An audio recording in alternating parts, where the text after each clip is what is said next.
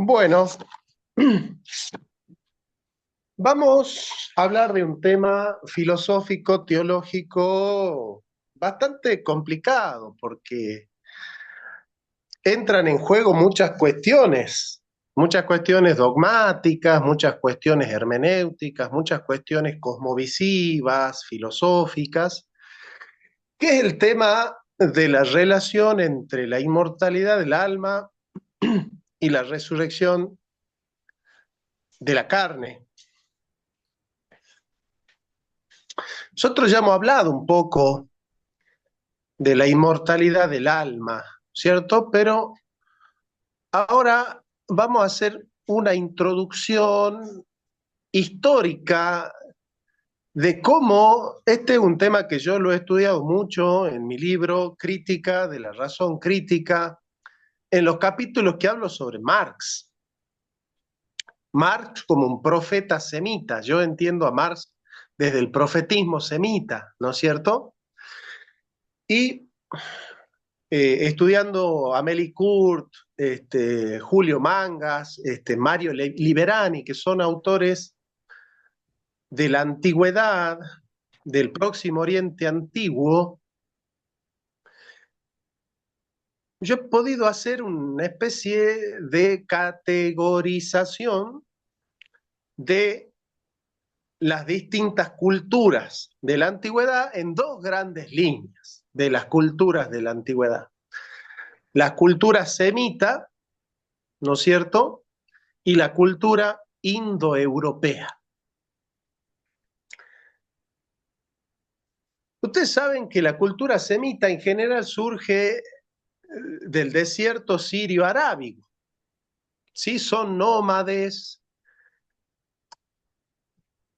que luchan por tener una presencia en, en los bardes del río Tigris y Éufrates, y que también están presentes en el río Jordán, y bueno, de alguna manera luchan por tener una presencia en la media luna fértil, ¿no? La media luna sirio-mesopotámica. Son pastores beduinos que han desarrollado mucho el tema de la materialidad, de la ética material, del cuerpo, del bazar del cuerpo, ¿no? Y de la solidaridad.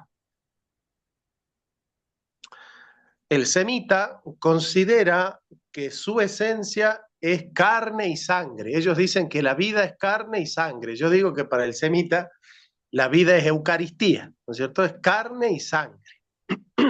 De hecho, para los judíos la sangre es la vida. Por eso ellos tienen prohibido comer alimentos que contengan sangre, porque sería tanto como ingerir la vida de un animal, ¿no es cierto? Por eso ellos comen comida kosher, o sea, comida sin sangre sería, ¿no? Y forma parte de los mandamientos del Levítico. Para ellos, el hombre es bazar, es carne, es carne. Está constituido por la carnalidad. De hecho, la palabra nefesh, que se traduce como alma o neuma, no es inmaterial. Por ejemplo, David dice en un salmo, Yahvé, te amo con mi nefesh, con mi alma, pero dice con mis vísceras. Es decir, se alaba a Dios con la carne, con el cuerpo también, ¿no? Entonces, para el hebreo, la carnalidad del cuerpo es muy importante. Por eso, los semitas en general conservaban los cuerpos de los difuntos. Los semitas no se deshacían de los cuerpos. Entonces, vamos a decir que los semitas tienen una cosmovisión material de la vida, ¿no? De hecho, para los semitas la espiritualidad no prescinde de la materialidad.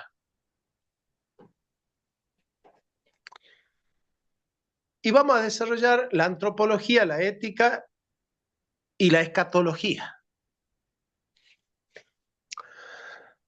Antropológicamente, para un semita, el hombre es bazar, es carne y sangre, ¿no es cierto? Para el semita, la carne y la sangre constituyen la vida de la persona humana. Si la identidad de la persona humana es la carne, ¿sí? Ser ético es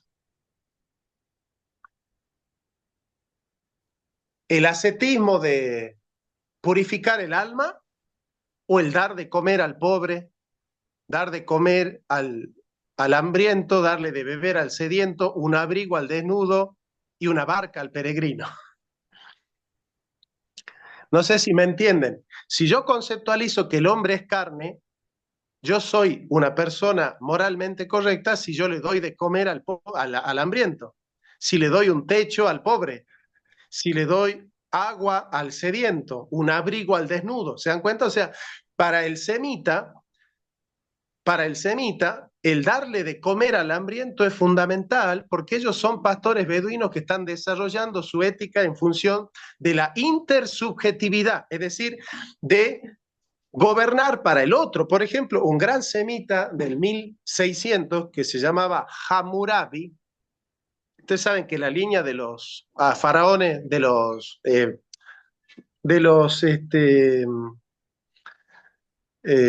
gobernantes, de los reyes, pal, digo correcto, de los gobernantes neobabilónicos, tienen una sucesión que yo me la aprendí de memoria, Sumu Abum, Sumu Lael, Apil Sin, Sin Mubalit, Hammurabi y Nabucodonosor. Me lo aprendí de memoria.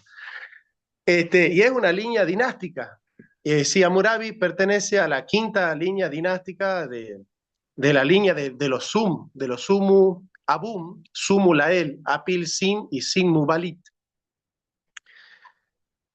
Y Hammurabi dice en su más famoso código de Hammurabi, él dice, la justicia del mundo no protege a los débiles, pero sí el código de Hammurabi, dice. Porque dice, yo he hecho justicia con el huérfano, con la viuda, con el hambriento y con el extranjero. Así piensa un semita. Y es una ética de la intersubjetividad porque el pobre es el hambre del otro, la viuda es la mujer del otro, el huérfano es el hijo del otro, el extranjero es el que viene de otro país. ¿Se dan cuenta? O sea, hacer justicia con mi hambre está fácil. Si yo tengo hambre y me doy de comer, no soy justo. Yo no hago méritos de caridad si yo me doy de comer a mí mismo porque tengo hambre, o si me abrigo porque tengo frío, o hago justicia con mi mujer o con mi hijo. Eso está fácil porque es parte de lo mío. Digamos, ser ético es hacer justicia con el hambre del otro, con el frío del otro, con la soledad del otro, ¿se entiende? Con el otro, con el hijo del otro, con la mujer del otro. O sea, para el semita, la santidad tiene que ver con romper con la carne, y la carne es el ensimismamiento de la autorreferencia. O sea, ser pecador para un semita es cuidarse a sí mismo, amarse a sí mismo. El amor a sí mismo, que no tiene en cuenta al otro, es un amor que Santo Tomás llamara concupiscente, ¿no? Es un amor concupiscente, es decir, un amor que tiene una inclinación egoísta, una inclinación egoísta. Por eso, uno de los grandes semitas de la historia va a decir, tuve hambre y me dieron de comer, tuve sed y me dieron de beber, tuve frío y me abrigaste, tuve solo y me visitaste. Es decir, acá hay una cuestión del cuerpo, hay una cuestión de la carne, ¿se dan cuenta? Ahora, si la carne es importante, cuando muere el ser humano, ¿hay que cremarlo al cuerpo o hay que conservarlo al cuerpo en función de la resurrección de la carne? Es decir, para un semita, lo importante no es la inmortalidad del alma, sino la resurrección de la carne. ¿Por qué? Porque el hombre es carne, entonces los semitas creen en la carne. Ellos creen que la vida humana tiene que ver con la carne, no son espiritualidades inmateriales, como la de Zoroastro, la del mazdeísmo, la de los persas, la de los hititas, ¿no es cierto? En cambio, hay otra cultura que es la cultura de los indoeuropeos, que son los hititas. De los hititas vienen los griegos.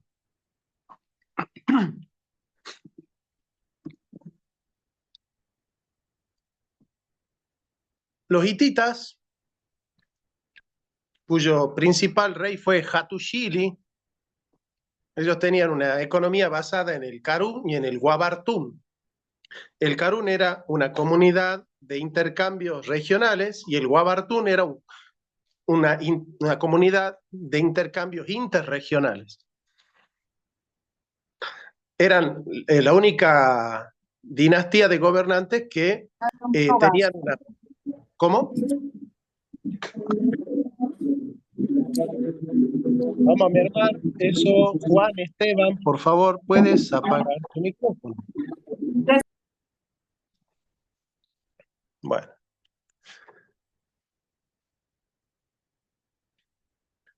Era la única dinastía que tenía la posibilidad de tener princesas mujeres.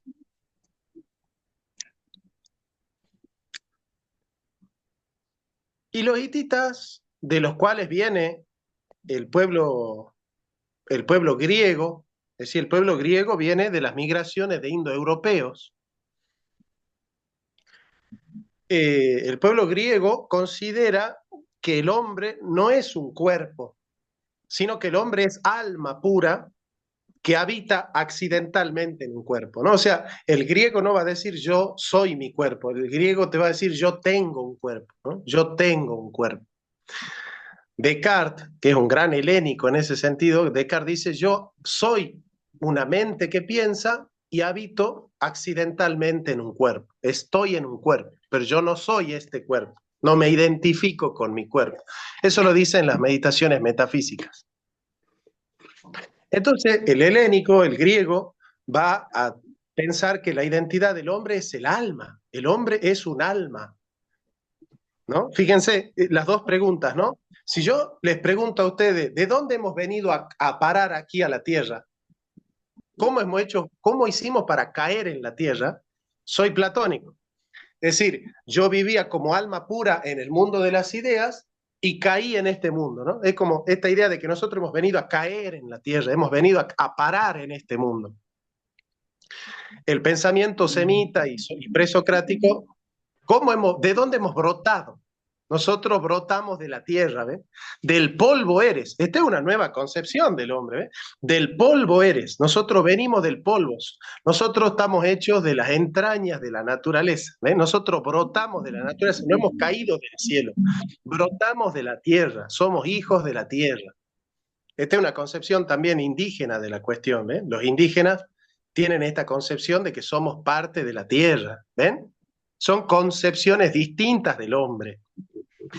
El griego tiene una concepción desencarnada de la vida, tiene una concepción desencarnada de la espiritualidad. Para el griego la espiritualidad es inmaterial, es totalmente inmaterial. De hecho, para el griego la ética no tiene que ver con darle de comer al pobre, sino con el ascetismo, con desprenderse de las necesidades del cuerpo, ¿ven? Desentenderse de las necesidades fisiológicas, del sexo, del frío, del hambre, de todo aquello, del dolor, ¿me entiendes? O sea, para el griego el ascetismo tiene que ver con desconocerse corpóreo, desconocerse en su ámbito corpóreo. Esto va a tener una influencia muy grande, si querés también, ¿no? Una influencia muy grande en la manera de ser, en la manera de pensar a Dios.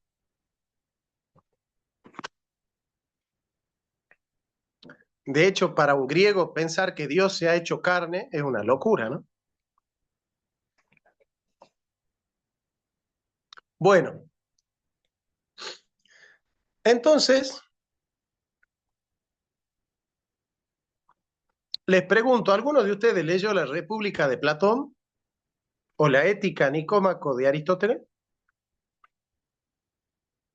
Sí, profe. Sí. Partes, ¿no?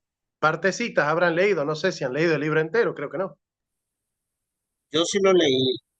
Yo igualmente. Bueno, ¿en qué parte han leído que Platón quiere que le demos de comer al pobre al hambriento, de beber al sediento, un abrigo al desnudo y una barca al peregrino.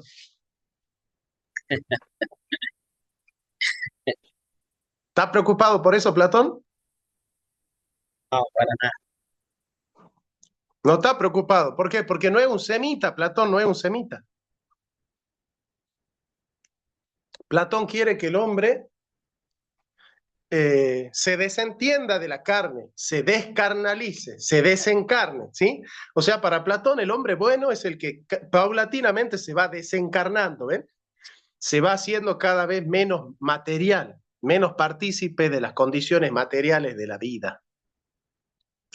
Y esa es la ética, ¿ven? Esa es la ética.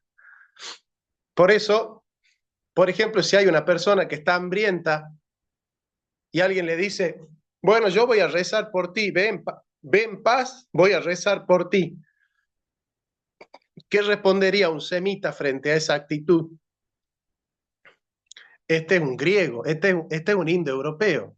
¿Cómo que va a rezar por él, pero no le va a dar de comer?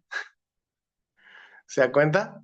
No tiene sentido que tu hermano diga, tengo hambre, y que vos le digas, bueno, yo voy a rezar por vos, quédate tranquilo. Hay muchos que actúan así, ¿no? No, quédate tranquilo, yo te pongo en mis oraciones, ¿no? Pues si tiene hambre, no tiene que poner en oraciones, tiene que darle de comer. ¿Se dan cuenta? Si tiene frío, no tiene que ponerle en sus oraciones, tiene que darle un abrigo. Los padres de la iglesia decían, si tú tienes 2 abrigos y tu hermano no tiene ninguno, un abrigo tuyo es de él. ¿Eh? Si tú tienes 2 panes y tu hermano no tiene ninguno, un pan tuyo es de él, es suyo, dicen los padres de la iglesia, ¿no?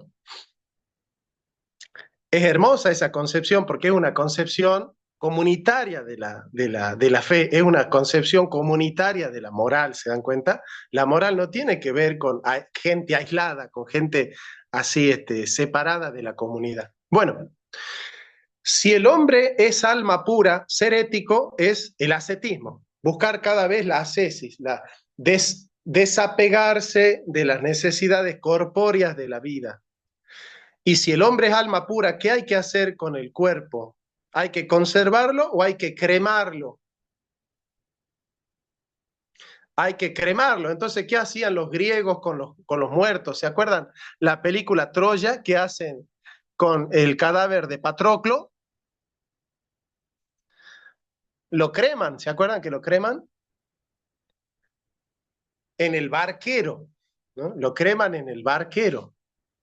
Son griegos, no son semitas, ¿ve? Ellos no cuidan el cuerpo, como lo hacen, por ejemplo, los semitas faraónicos, los semitas egipcios, ¿no? Que ellos dicen, el dios, el dios Maat, que es el dios de la justicia, le dice a Osiris, ¿no? Pregúntale a Faraón, ¿qué has hecho para merecer la vida eterna? ¿Qué has hecho para merecer la vida eterna? Y el faraón que tiene un sacerdote que le escribe el libro de la vida. El libro de los muertos es el libro donde se escribe todas las cosas buenas que ha hecho el faraón para que el faraón pueda leerle ese texto al psicopompo, a Osiris, para poder heredar la vida eterna. Entonces, el faraón le dio casas a los pobres. El faraón hizo justicia con las viudas, hizo justicia con los huérfanos, con el extranjero y con el forastero. ¿Se dan cuenta? Entonces, en el libro de los muertos se escribía todas las proezas de los faraones. Entonces venía Maat en Osiris y le decía, ¿qué has hecho para merecer la vida eterna? Y el faraón decía, le he dado de comer al hambriento, de beber al sediento, un abrigo al desnudo y una barca al peregrino. Ah, entonces se salva, ¿ven? Pero tenía que ver con esa concepción de la materialidad, ¿se dan cuenta? Por eso la momia era justamente eh, esta coronación de la vida eterna del faraón corporalmente, es decir, corporalmente. Por eso los semitas cuidaban el cuerpo, custodiaban el cuerpo de sus difuntos, ¿no es cierto? No de todo, ¿no? Sino de los faraones, que eran los únicos que tenían derecho a tener vida eterna, ¿no? Bueno, ahí hay una cuestión de clase. Bueno, ¿me van entendiendo? Entonces yo le voy a explicar las dos culturas de la antigüedad.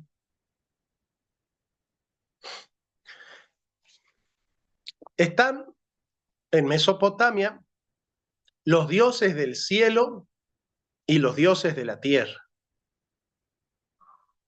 Los dioses del cielo son aquellos que piden sacrificios. Por ejemplo, en Canaán, los filisteos, Moloc es un toro que tenía brazos, se le ofrecían niños, se le ponía un niño al toro en los brazos, tenía una caldera atrás donde se le prendía fuego y una soga, el toro hacía así y recibía al bebé. Y el sacerdote empezaban a tocar el tofet significa tambor. Tocaban los tambores, ¿para qué? Para que las madres de los chicos no escuchen el llanto de los niños quemándose en el toro, ¿no es cierto?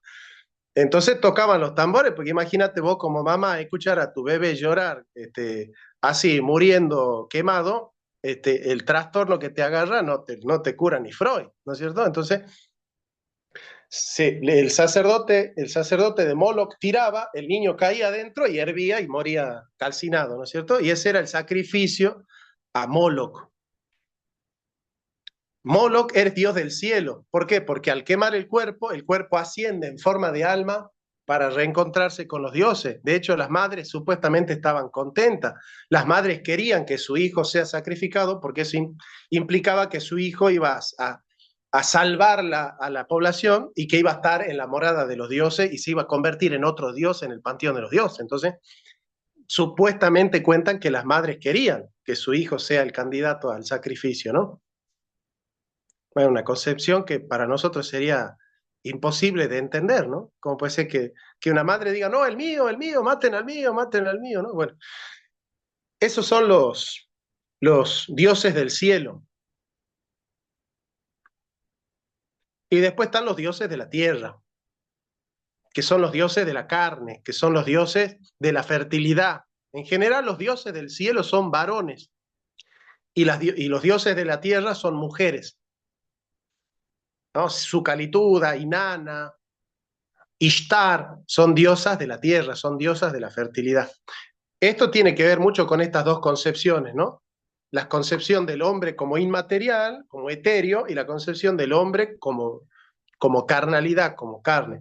Y usted va a decir, ¿qué tiene que ver esto con la inmortalidad del alma y con la resurrección de la carne? Para los griegos, si el hombre no es carne, cuando el hombre muere, hay que deshacerse del cuerpo porque el alma es inmortal. Sin embargo, nosotros los cristianos, creo que la mayoría, creemos en la inmortalidad del alma y en la resurrección de la carne. ¿Cómo hacemos nosotros para resolver ese problema? Hay un problema filosófico grave que hay que resolver al respecto. ¿Por qué? Porque el cristianismo sostiene que el hombre es una unidad sustancial de cuerpo y alma, y que el alma no puede subsistir sin el cuerpo, y que el cuerpo no puede subsistir sin el alma. Porque el hombre no es un alma que está en un cuerpo, ni un cuerpo que tiene alma. El hombre es la unidad del cuerpo y del alma. El hombre es esa unidad. El hombre está hecho para la unidad. De hecho, la Biblia dice, venimos del polvo y nuestro espíritu viene de Dios. ¿Sí? Ruach viene de Dios y Basar viene del polvo, de Eretz, del polvo. Y ahí se conforma Nefesh, que es el alma humana. El alma humana es la persona.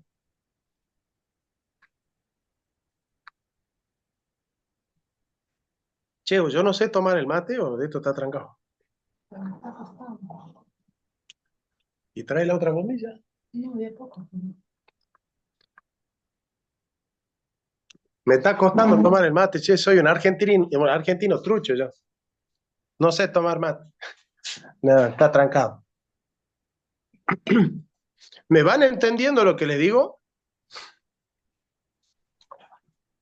¿Van viendo cómo vamos? Bueno, vamos a ver cómo es la historia esta, de la inmortalidad del alma, de la resurrección de la carne. Ahora sí. Ahora sí, esta ya es bombilla argentina.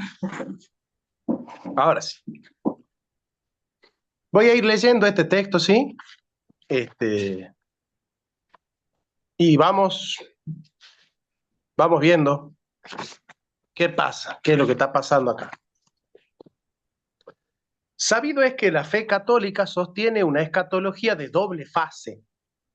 La escatología del alma humana que pervive tras la muerte gozando de su unión con Dios, sufriendo la condenación o completando su purificación en el purgatorio, y la fase de escatología final que coincide con la parusía del Señor al final de los tiempos y con la recuperación por parte del alma de su unión con el cuerpo resucitado. Lo que Santo Tomás tuvo que enfrentar es, si Santo Tomás acepta con Aristóteles que el hombre es unidad de cuerpo y alma, ¿cómo puede Santo Tomás aceptar que el alma sobrevive al cuerpo? Tampoco se puede aceptar filosóficamente que el alma es mortal, porque la muerte es corrupción, pero la materia es la que sufre generación y corrupción. ¿Cómo se va a corromper algo que no es material? ¿Se entiende? Se corrompe la materia. La materia es la que sufre la generación y la corrupción, pero el alma no es material. Entonces, ¿cómo se puede corromper el alma? ¿Ven? Salvo que venga un semita y diga, no, el alma también es material en cierto punto. ¿Ven? Bueno, pues son debates. Son debates.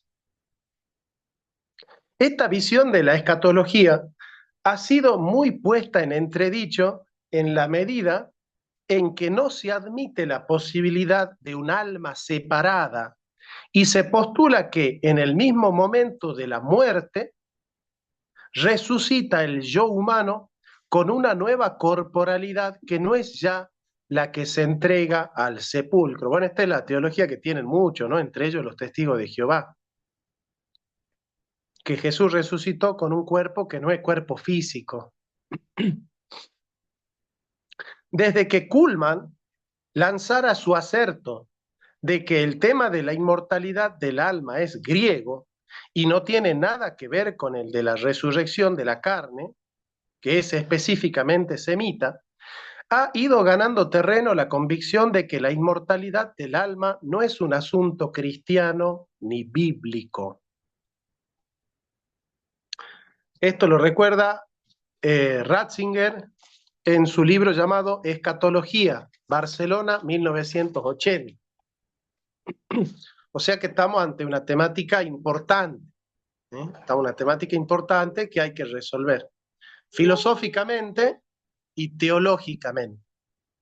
Las teorías alternativas a la doctrina tradicional quieren mantener esa verdad del hombre para hacer así creíble no solo la afirmación de la unidad psicosomática, sino también la esperanza en la supervivencia del ser humano en su cabal identidad e integridad.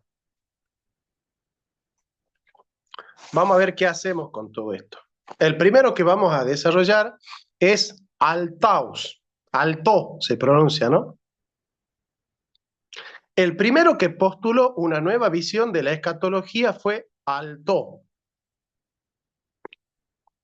Piensa Alto que el mantenimiento del estadio intermedio del alma separada, ¿sí? O sea, el estadio intermedio sería un alma que no está plenamente unida al cuerpo, pero un alma que tampoco está completa sin el cuerpo, sino que está disfrutando de su unidad con Dios, pero de manera imperfecta todavía.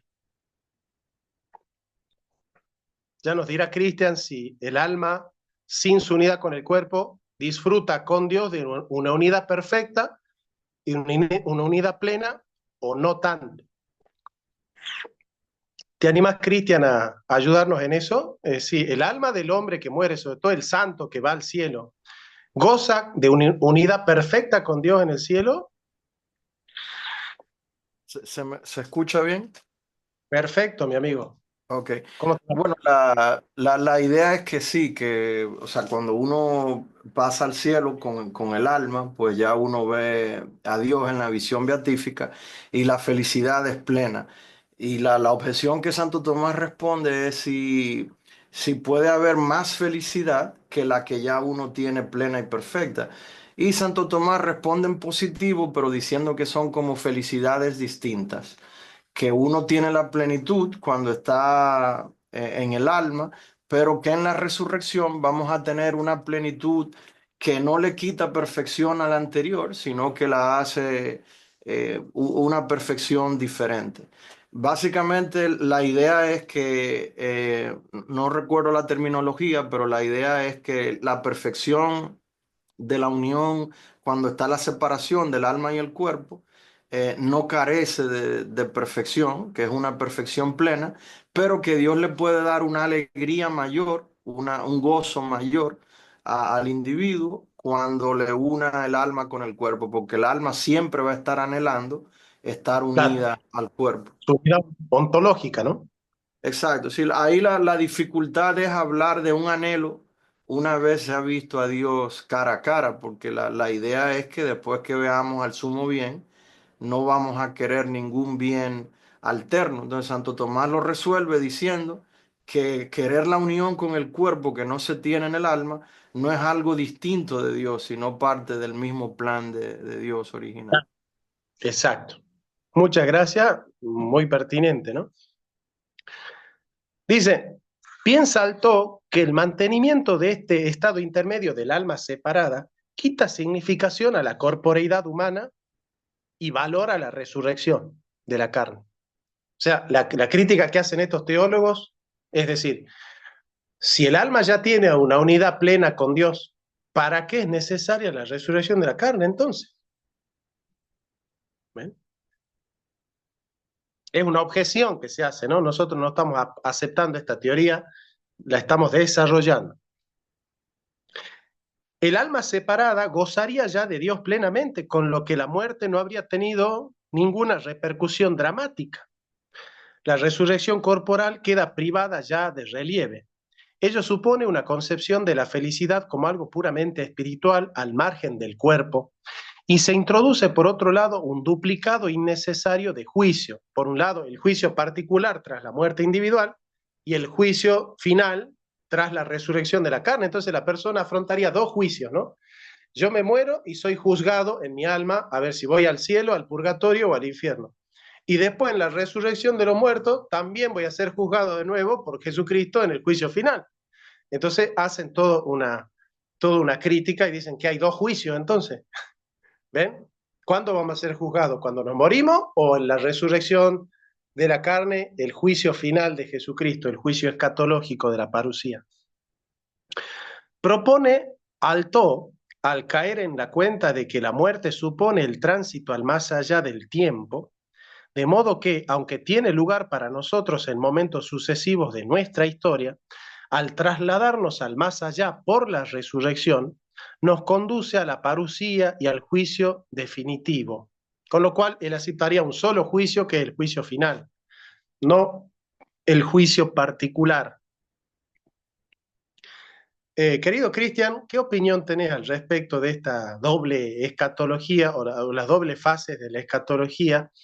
¿Cómo, ¿Cómo Santo Tomás responde a esta cuestión del doble juicio? ¿Cómo se hace cargo la Iglesia de esta perspectiva? ¿Y qué valor tiene el juicio final después del juicio particular? ¿En qué consiste el juicio particular y el juicio universal?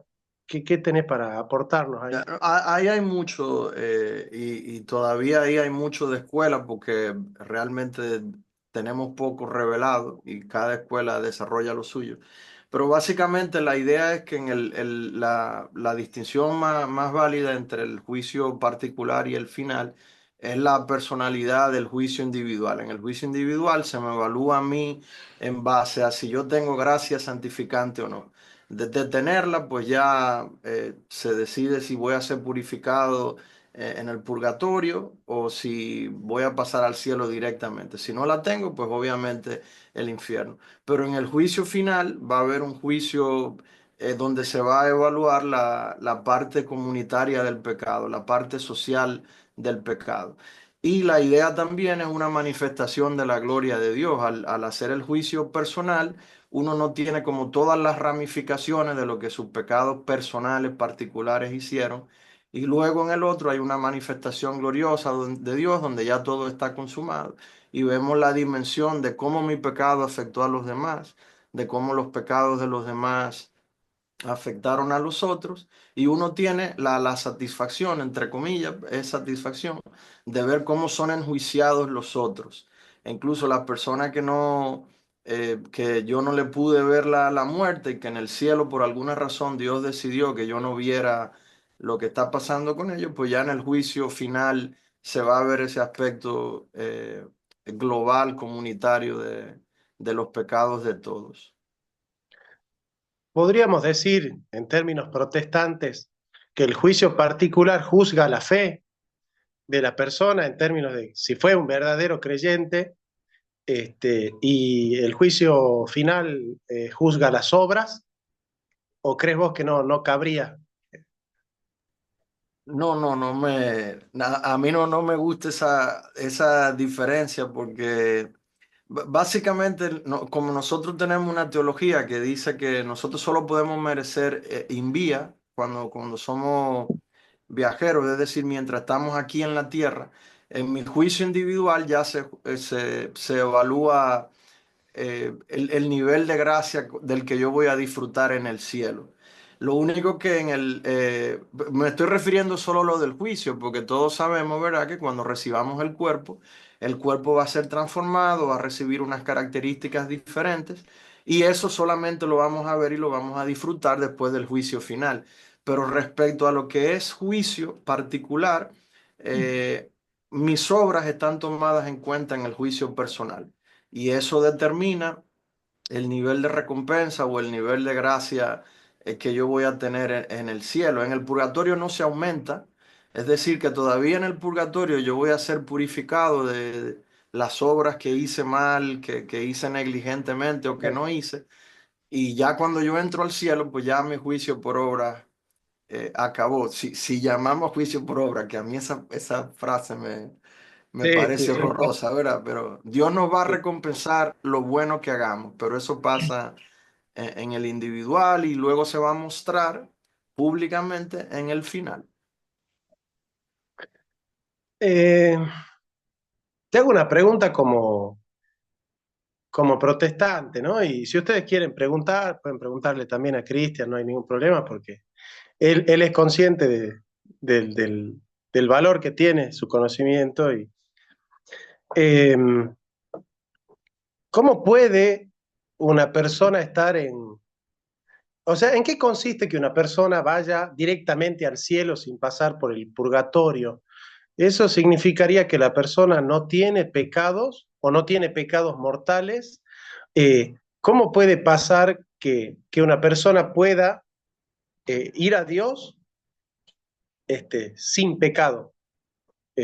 ¿Cómo, cómo sucedería que una persona no tenga pecado? ¿Qué explicación da la Iglesia Católica al respecto? Ya, la diferencia básica aquí es la de pecado venial y pecado mortal. O sea, nosotros creemos que todos los hombres nacen separados de Dios y nacen con condenación. Es decir, no es solamente que están separados de Dios, sino que sobre ellos pesa condenación. Todos, incluidos los niños. O sea, el pecado original es suficiente para que una persona, si muere así, no vea a Dios. De la única manera que alguien sube al estado de glorificación es si Dios pone en su alma gracia justificante, es decir, si Dios lo eleva. Esa es una obra soberana de Dios. El hombre no puede hacer nada para merecerse, producir o causar ser elevado a la gloria. O sea, sería una locura porque precisamente para ser elevado a la gloria lo que hace falta es estar en el estado de gracia. Entonces, el único que puede pasar a alguien del estado de pecado al estado de gracia es Dios. Entonces, en el bautismo, cuando Dios hace eso, en el alma del hombre no queda absolutamente nada que le impida entrar a ver a Dios cara a cara. Eso es lo que la iglesia enseña cuando somos bautizados, o como niños o como adultos. Pero luego empezamos a pecar, venialmente o mortalmente. Venialmente es un pecado que no separa mi alma de la comunión con Dios. Es un pecado en el que yo no lo he hecho conscientemente, a sabiendas de lo que estoy haciendo y no en materia grave. Por ejemplo, cuando tú vas por la calle y se te ocurre un mal pensamiento, miras donde no debes mirar, maldices a alguien porque se te mete en el carro, esas cosas que son como automáticas son pecados veniales. Si la gravedad aumenta, se supone, y tú lo hiciste conscientemente, entonces ya hay una separación de Dios. Todo el que muere en el estado de gracia, es decir, sin pecados mortales, tiene garantizado que se salvó ya. Va a pasar al purgatorio a purificarse, es decir, a que sus operaciones, sus inclinaciones sean completas hacia Dios. Eso es lo que nosotros creemos que pasa en el purgatorio. La gente a veces le encanta subrayar la parte judicial de una condena, de un pago que hay que hacer y no es tanto eso. De hecho, en varias revelaciones privadas, subrayo eso, revelaciones privadas, la iglesia las aprueba.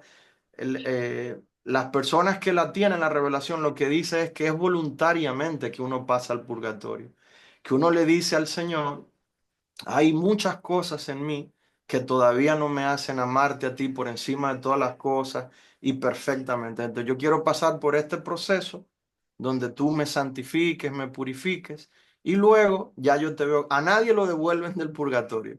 Es decir, que el que se murió en el estado de gracia va a ir al cielo sí o sí. Pero hay un proceso previo donde su alma se termina de purificar. Si tú has hecho esa purificación plena aquí en la tierra, la idea es que entonces pasas directo al cielo. Y la iglesia reconoce que esos son muy pocos, para no decir que casi nadie. Es decir, que son muy pocos los cristianos que se mueren que en un estado de perfección, que les sobró tiempo. Eso es, esa es la excepción, eso casi no pasa. Esa es básicamente un resumen de la diferencia. Qué bien, muchas gracias, amigo, muchas gracias. Bueno, otros teólogos que van a hacerle objeciones a esta doble escatón y a la inmortalidad del alma es Brunner, Stange, por su lado, presentó la idea de que con la muerte muere el hombre entero. Muere no solo el cuerpo, sino también el alma. No muere la persona entera. Vieron que hay una frase en Ezequiel que dice, el alma del hombre que pecare, esa morirá. Bueno, toman algunos versículos bíblicos así como para justificar que el alma muere, ¿no? O sea, yo les repito que eso traería muchos problemas filosóficos, ¿no? Sostener que el alma es mortal. Yo diría que traería más problemas que otra cosa, ¿no? Aceptar que el alma es mortal. Pero la resurrección de la que hablan estos que aceptan la mortalidad del alma es una resurrección inmediata, pero con otra clase de cuerpo, ¿no? No con un cuerpo material.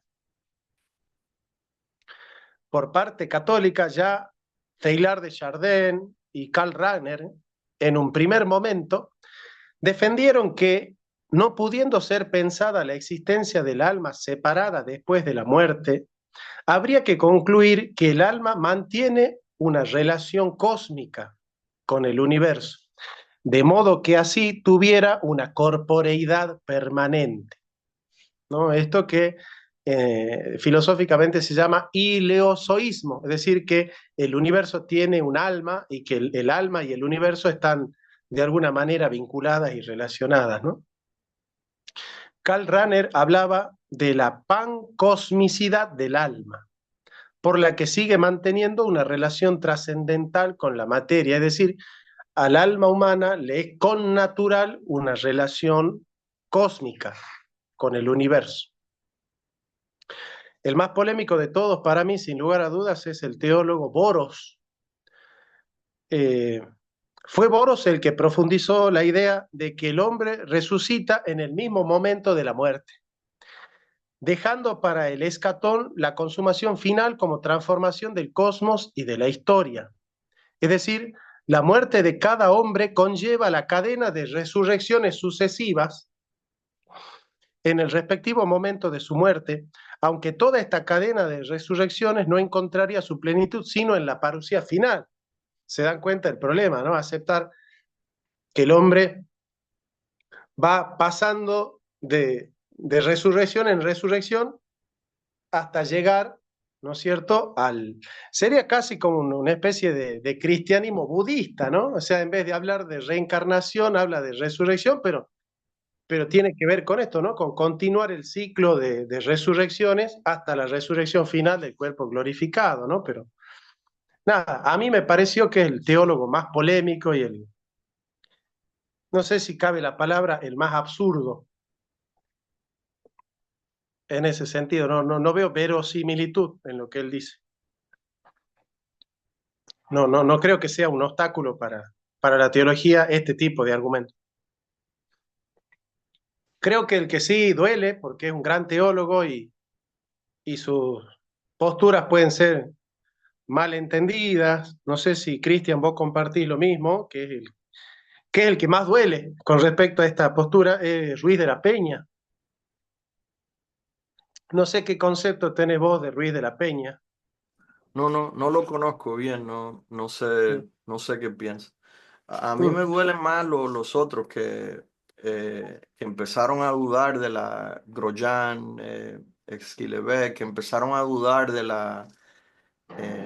como de la materialidad de la resurrección, en el sentido de que la resurrección es como una figura metafórica y que eso de la resurrección física, incluso dudando de la de Jesucristo, que me imagino que ya vamos para allá, ¿verdad? Pero diciendo que no hay que creer en la materialidad de la resurrección del cuerpo de Jesús. O sea, eso para mí es doloroso. O sea, Eh, Es anticristiano completamente, porque la Biblia dice, el que niega que Jesucristo resucitó en carne, sea maldito, casi que un el anticristo. caso es ese. Ellos juegan con una exégesis de decir que sí creen que Jesús resucitó, pero resucitó en la mentalidad de la comunidad querigmática, pero no creen que hubo una Yo, resurrección corporal. No, ellos sí creen, dicen ellos, que confiesan la resurrección, y que pasó un evento realmente milagroso, pero no creen que realmente fue que el cuerpo de Jesús resucitó. Y obviamente,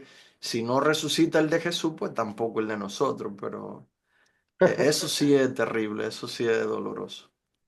mi papá tomó clase con un teólogo y filósofo muy bueno acá en la Argentina que se llama Severino Croato.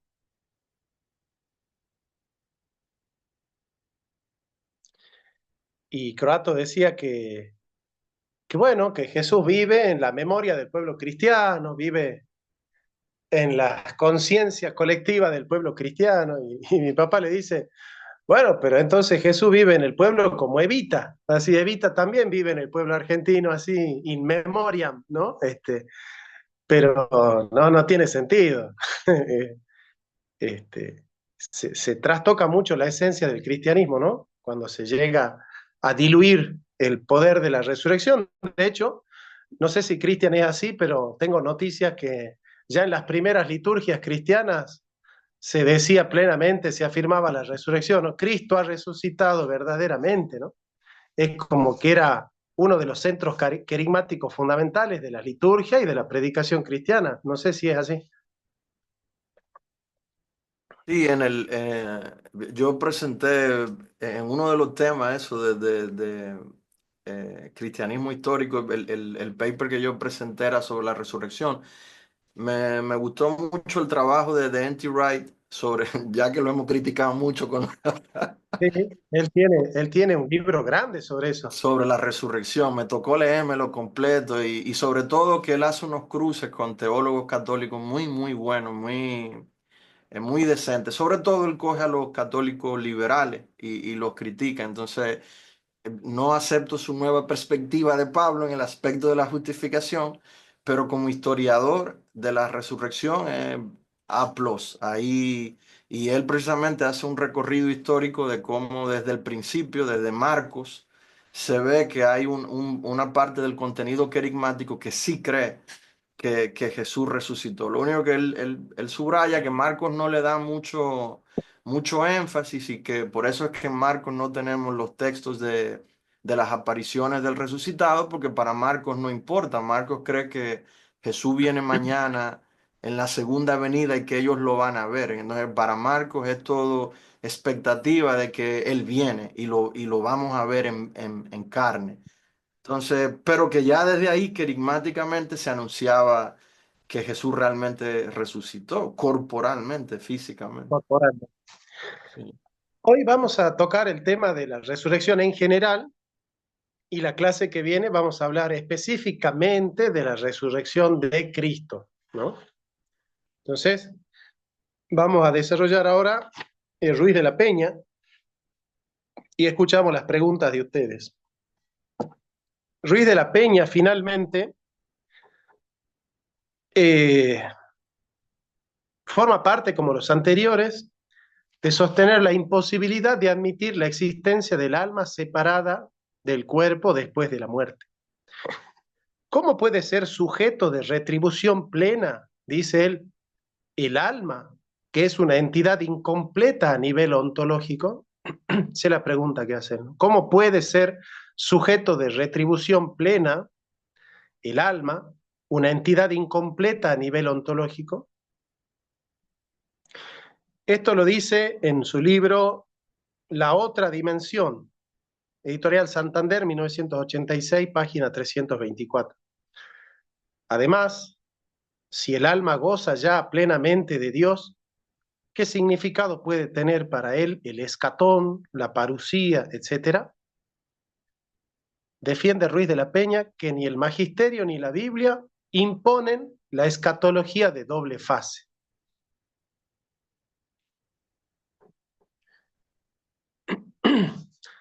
¿Qué opinión tenés de eso? Parece polémico, Cristian, que él diga que el magisterio ni la Biblia imponen la escatología de doble fase, atendiendo a que si no hay una escatología de primera fase, que es el juicio particular, no tendría sentido para mí el purgatorio, ni el cielo, ni nada Exacto, de eso. exacto. Te digo, no, a él no lo conozco, no sé quién es, no estoy familiarizado con su trabajo, pero me vienen a la mente muchísimos pronunciamientos dogmáticos donde la iglesia define que realmente sí hay una escatología que empieza inmediatamente con la muerte del hombre y que luego viene el juicio final. Y en el juicio final, pues sabemos lo que va a pasar y lo que eso implica escatológicamente, la resurrección, el cambio de nuestro cuerpo, la revelación de Jesucristo como Rey de todo lo creado para todas las almas. Vamos a ver a los condenados, resucitados también. Es decir, que las personas que están en el infierno hoy van a recuperar un cuerpo y ese cuerpo va a recibir unos sufrimientos que son diferentes a los que han recibido hasta ahora en el alma. Eso está definido dogmáticamente desde hace muchos siglos, o sea que no sé a qué él va con eso. Y la idea de que al morirnos inmediatamente pasamos al cielo o al infierno, pues eso también tiene sus manifestaciones dogmáticas. Y bíblicas también. La inmortalidad del alma se admite como condición de posibilidad de la misma resurrección, en cuanto que si no persistiera un núcleo ontológico personal, Dios en la resurrección tendría que crearlo al hombre de nuevo. Este es un argumento fuerte a favor de la inmortalidad del alma y de la resurrección de la carne, ¿no? Digamos, ¿no? ¿Qué hace que la resurrección sea resurrección? Que justamente hace hincapié en que el hombre vuelva a tornar en su unidad con el cuerpo, en que el cuerpo sea recreado, pero no la persona. Si murieran tanto el alma como el cuerpo, no tendría sentido hablar de resurrección. Es al revés de lo que se plantea. Se dice, por ejemplo, si el alma del hombre fuese inmortal, la resurrección no tendría sentido, porque, ¿se entiende? O sea, si Carlitos, después de morir físicamente, su alma plena, él en tanto que alma plena, asciende a Dios en su unidad, ¿qué sentido tendría la resurrección? La pregunta es La pregunta que hago yo es ¿qué sentido tendría la resurrección si el alma del hombre no persiste? Porque ya no tendríamos que hablar de resurrección si el alma no persistiera. Tendríamos que hablar de crearlo de nuevo. O sea, si no hubiera un núcleo que persiste hasta reincorporarse en su unidad plena con el cuerpo, si no hubiera un núcleo ontológico que persiste, ¿se entiende? Que persiste, que subsiste, digamos, ¿no? No se podría hablar de resurrección, porque el concepto de resurrección te lleva a la idea de retornar a la unidad con el cuerpo, no a crearla de nuevo a la persona entera. Si murieran tanto el cuerpo como el alma, en vez de hablar de resurrección, se tendría que hablar de crearlo de nuevo, volverlo a crear. Entonces, yo planteo justamente que no tendría sentido la resurrección si no hubiera una subsistencia de un núcleo ontológico que es el alma.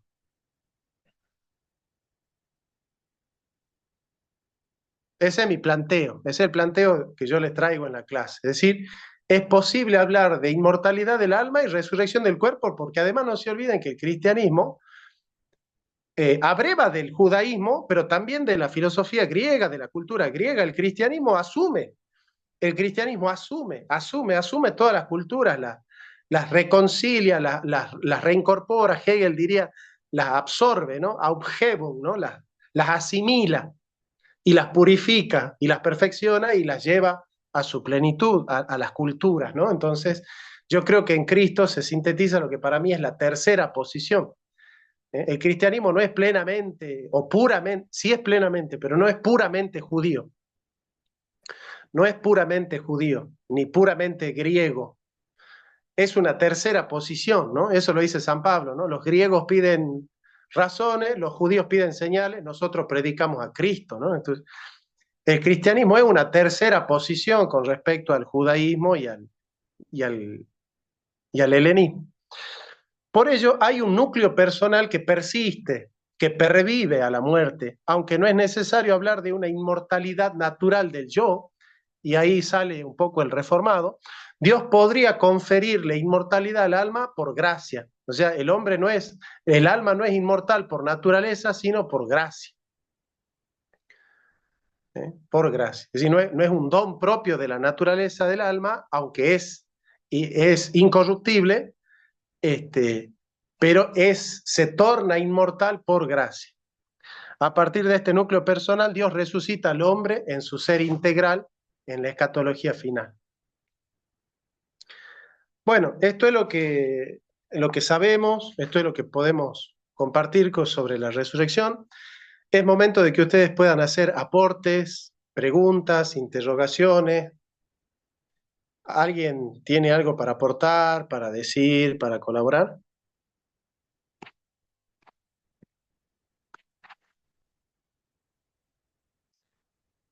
¿Les motiva esta temática o les parece que es una temática que no redunda? Yo sé que no se han hecho debates sobre esto en las redes, ¿no? Probablemente eso a veces a algunos los motiva, ¿no? A querer estudiar los temas que están vigentes en los canales de apologética, pero es un tema importante que tiene sus debates, tiene su importancia en la teología, porque la resurrección de Cristo es el tema central del cristianismo, ¿no?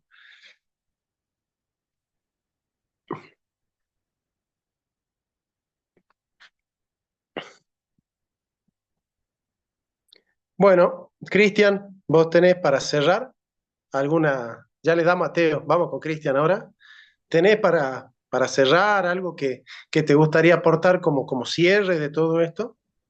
Vamos a escuchar la pregunta de Teo, a ver si luego A ver, hay escuchemos más. la pregunta de Teo y le damos a Cristian para que haga su cierre y después yo hago el mío. Teo, ¿cómo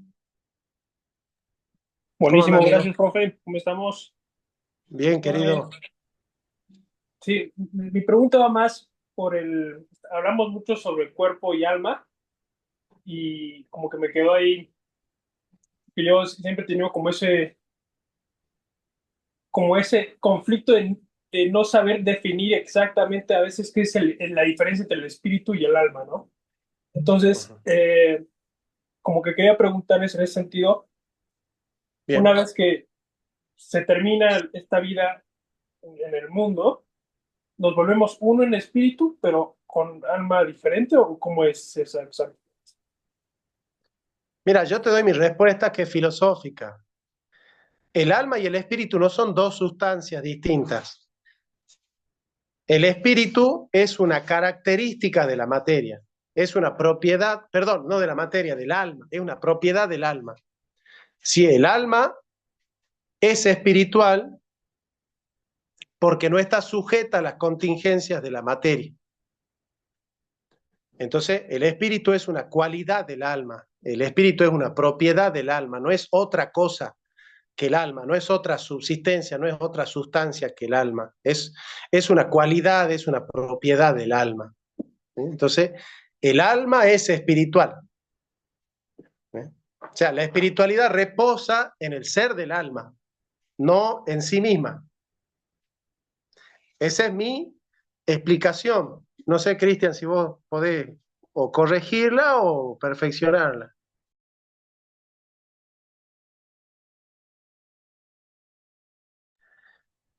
¿Te gustaría hacer un cierre, amigo Cristian? Así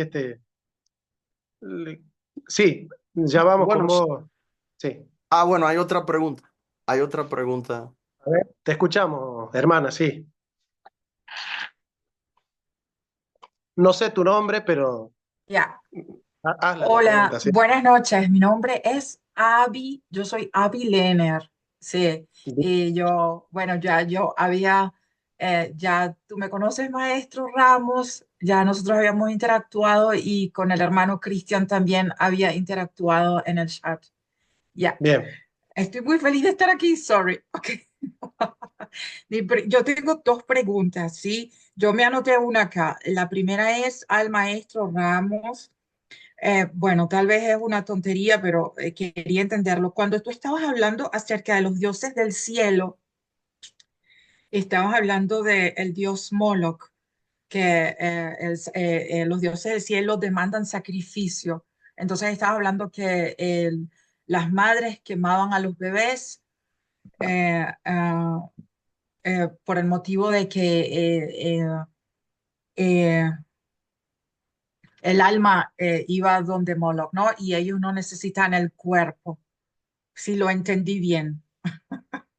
Pero mi pregunta ahora es, eh, este dios Moloch que era de Canaán, sí, yo creí que eran los indoeuropeos los que sí, enfatizaban la importancia del alma. Y de manera que estos dioses del cielo también, sí. este Moloch era también indoeuropeo. No necesariamente, pero No. es una religión que tiene influencias indoeuropeas.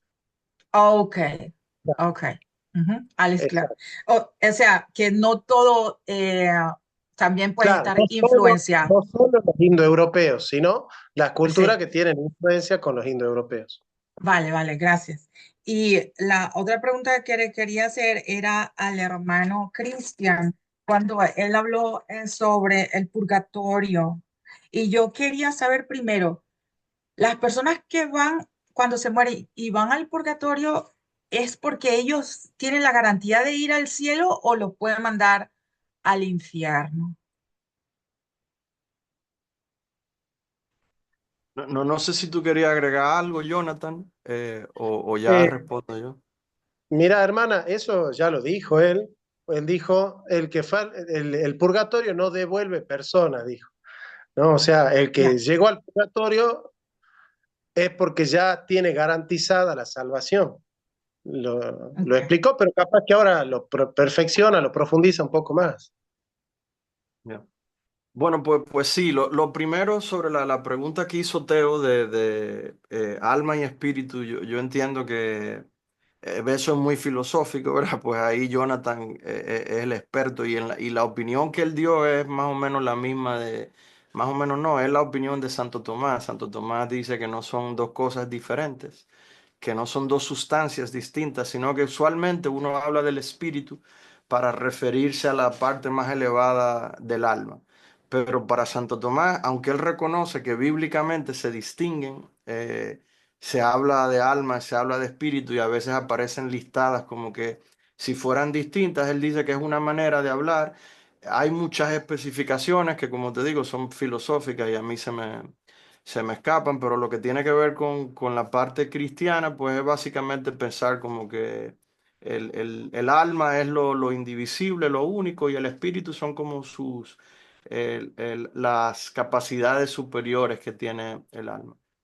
Y por lo que pregunta la hermana ahora, Abby, del purgatorio, pues sí, básicamente la idea es que nosotros no tenemos mucha revelación sobre qué es lo que pasa en el purgatorio y cómo pasa, y lo único que tenemos es su existencia. Existe, vemos indicios en la Biblia. Los católicos estamos invitados a creer que sí, que la Biblia indica el purgatorio, pero la verdad es que es una tarea muy difícil tratar de deducir el purgatorio de la Biblia.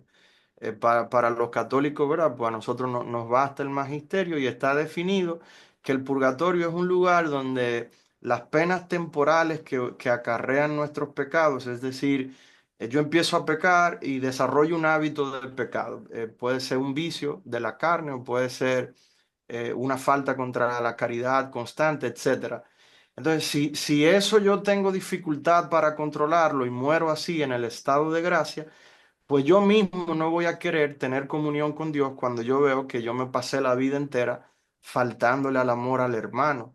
Entonces yo mismo le pediré al Señor, yo quisiera disfrutarte de una mejor manera y entonces santifícame plenamente como yo no pude ser santificado plenamente en la tierra. Hay una distinción que no es católica, la usa mucho el hermano Néstor, pero en este momento sirve de mucho. Néstor habla de que nosotros tenemos una santificación posicional respecto a Dios, que es lo que la sangre de Jesús logró, y que luego hay una santificación condicional. Condicional no en el sentido de una condición, si sí o no, sino No en el hipotética, sino ¿ah? de atributos.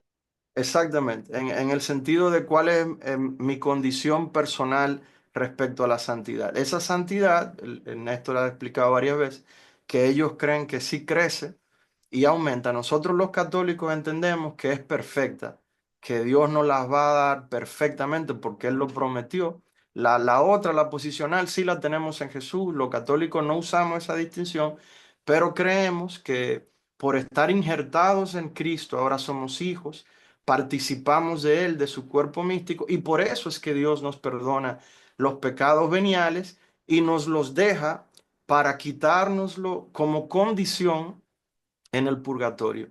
Pero lo que Dios quisiera es que lo hagamos aquí, porque al hacerlo aquí, nuestra perfección es mayor y va a aumentar. Si no morimos con ellos, nuestra gloria en el cielo no aumenta, se queda tal como participamos de Dios aquí. El cierre para mí sería eso, Avi, no sé si eso responde tu pregunta. Y lo que yo quisiera subrayar de este tema que me parece maravilloso es que yo creo que no hay muchas condiciones, porque no hay muchas discusiones, porque rara vez en la Biblia uno se encuentra como frases tan categóricas como si Jesús no resucitó, vana es nuestra fe. Entonces, como que se puede discutir de lo que usted quiera, pero si usted no cree en la resurrección de Jesucristo, usted será cualquier cosa, pero cristiano usted no es. Entonces, yo creo que eso, y todos tenemos esta esperanza escatológica de que resucitaremos al último día. Yo creo que por eso no hay discusiones, pero lo más bello de eso es cómo Dios valora nuestro cuerpo, cómo Dios, la creación que Él hizo, la ama y la quiere llevar a la perfección. Y está hecha la promesa de que Él nos va a dar un cuerpo perfecto para que veamos cómo el alma y el cuerpo pueden estar unidos perfectamente y glorificarlo en sujeción a Él. Y lamentablemente en un momento vamos a poder contemplar el extremo contrario a cómo un cuerpo que no se somete a Dios puede convertirse en algo menos que un animal, que es lo que le va a pasar a los condenados. Eso es horroroso, pero veremos también cuál era la posibilidad a la que podíamos llegar y ahora el Señor nos regala. Eso sería también para cambiar muchas prácticas y muchas maneras de nosotros acercarnos a nuestro cuerpo. Cuando pecamos, cuando la carne, que es una de las cosas que más nos hace caer y creernos separados de Dios, ver que hay una promesa de Dios de que yo voy a someter tu carne perfectamente al alma que te he dado. Después a mí me encantaría, profe, si quizá en la próxima clase que tú nos explicaras este contraste de cómo valoramos tanto el alma y lo inmaterial y lo espiritual, como quitándole valor al cuerpo. Y San Pablo viene como a hacer una síntesis perfecta San Pablo va a hablar, ¿verdad? Casi como un neoplatónico, pero a la vez también hablando desde la dignidad que tiene el cuerpo, desde la belleza que tiene el cuerpo. Y Les eso. voy a preparar una clase sobre ese tema con Bullman. Y vamos a hablar de eso en la clase que viene. Bueno, gente, prepárense para la cuaresma, para celebrar la Pascua, estén en comunión y bueno, piensen en la resurrección, es un tema muy lindo. Yo subí un video ayer sobre la gloria de Cristo, los invito a ver, la gloria de Cristo de